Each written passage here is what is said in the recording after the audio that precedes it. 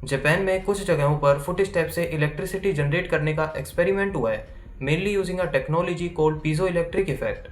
तो चलो फिर समझते हैं कि ये जो टेक्नोलॉजी है ये काम कैसे करती है। पीजो इलेक्ट्रिक इफेक्ट एक साइंटिफिक फिनोमेना है जिसमें कुछ स्पेशल मटेरियल्स जैसे क्वार्ट्ज और सेरेमिक्स पर जब मैकेनिकल प्रेशर या फोर्स लगाया जाता है तो वो इलेक्ट्रिसिटी जनरेट करते हैं। इसका रीजन उन मटेरियल्स की इंटरनल एटॉमिक स्ट्रक्चर होती है। नॉर्मली उनके अंदर पॉजिटिव और नेगेटिव चार्ज बैलेंस्ड होते हैं, लेकिन जैसे ही उन पे प्रेशर पड़ता है तो उनका स्ट्रक्चर थोड़ा डिस्टोर्ट हो जाता है। इसी डिस्टोर्शन की वजह से चार्जेस अलग हो जाते हैं और एक पोटेंशियल डिफरेंस क्रिएट होता है जो कि इलेक्ट्रिसिटी के फॉर्म में बाहर निकलता है।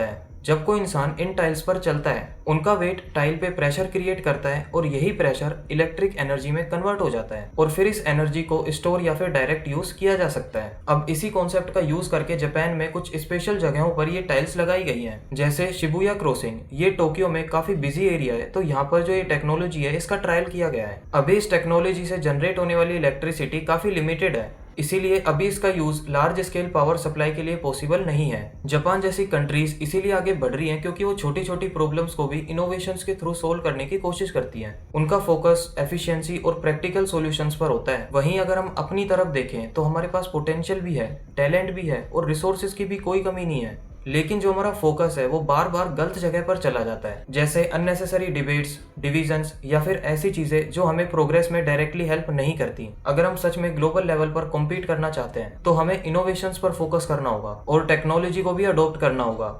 तो आप इसके बारे में क्या सोचते हो मुझे नीचे कॉमेंट सेक्शन में जरूर बताना। Thanks for watching this video.